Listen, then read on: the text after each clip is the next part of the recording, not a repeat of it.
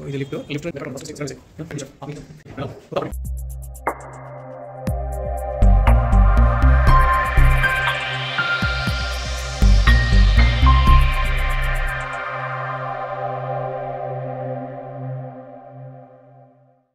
So ఇది lift నుంచి రాగానే ప్లాట్లోకి ఇలా వెళ్తాం.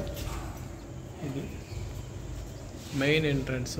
సో ఇలా ఇప్పుడు ఏమైంది అంటే ఈ కార్నర్లో డోరు, ఇది ఫస్ట్.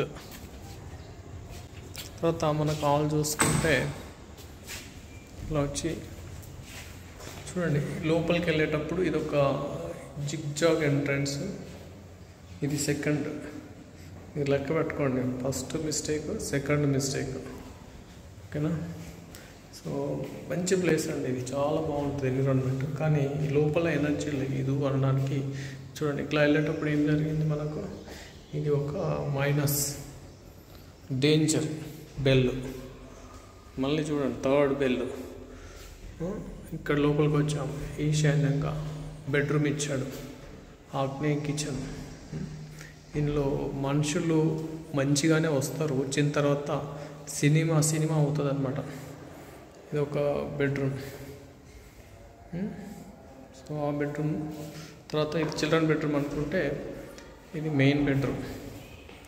ఒకసారి మనము ఇక్కడ నుంచి హాల్లోకి వెళ్ళాలి కిచెన్లో నుంచి అంటే చూడండి ఇక్కడ ఎలా ఉందో. కొత్త అపార్ట్మెంటు, కొత్త ఇల్లు, బట్ మంచి ఎనర్జీ ఉన్నాయి జోన్లో కూడా. కిచెన్ ఈశాన్యం ప్లస్ ఇటు చూడండి, ఇక్కడ కనీసం ఒక విండో రావాలి. తూర్పు కంప్లీట్ మూత ఉందండి. చూసుకుంటే ఒకసారి మీరు చూడండి, ఇక్కడ కంప్లీట్ తూర్పు మూత అనమాట. నరకం చూస్తారు ఈ ఇంట్లో. పాపం ఎవరో వస్తారు అమాయకులు, వాస్తు చూపించుకోరు, కనీసం ఎవరిని అడగరు. వీళ్ళు నరకం అంటే ఘోరం అండి, అసలు ఎవరు కాపాడతారో తెలియదు. సో ఈ ఇంట్లోకి వస్తే కనుక ఘోరం ఉంటుంది. కానీ ఇది అనమాట. అందుకే నేను చాలామంది చెప్పేది ఏంటంటే, మీరు కనీసం చిన్న మీకు తెలిసిన ఎవరినైనా సరే చూపించుకోండి. It will help your life save చేసిన వాళ్ళం అవుతాం. సో అందుకే వాస్తు చూపించుకోవాలి. సో ఇలాంటి ఇల్లు చాలా ఉంటాయి, ఇటు హైదరాబాద్లో ఉండొచ్చు, లేదా మనకు తెలిసిన మన ఉండే చుట్టుపక్కల సిటీలో ఉండొచ్చు. ఎందుకంటే వాస్తు తెలియని వాళ్ళు కట్టే కన్స్ట్రక్షన్ అనమాట. కట్టేటప్పుడు చిన్న ఇన్ఫర్మేషన్ తీసుకొని ఇది కట్టుంటే ఈరోజు ఒక ఇల్లు కాదండి, కట్టిన వాళ్ళు సేఫ్, ఇక్కడ ఉండేవాళ్ళు కూడా సేఫ్.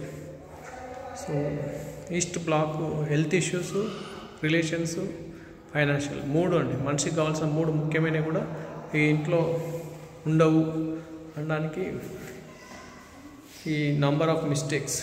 సో బీ కేర్ఫుల్ గా ఉంటారని ఆశిస్తున్నాను. సో నాకు కూడా బాధ అనిపిస్తుంది ఇలాంటి విషయాలు మీతో చెప్పడం.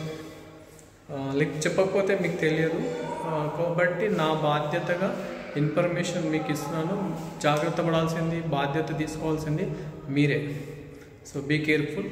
ఇలాంటి ఇళ్ళల్లో ఉంటే మన డెవలప్మెంట్ పక్కన పెట్టు, సో మన లైఫ్ ఏంటనేది గ్యారెంటీ ఉండదు. సో రియల్ ఇది తప్పదు, మనం తెలుసుకోవాలి, వాస్తు నేర్చుకోవాలి, మన కోసం, అందరి కోసం. Thank you.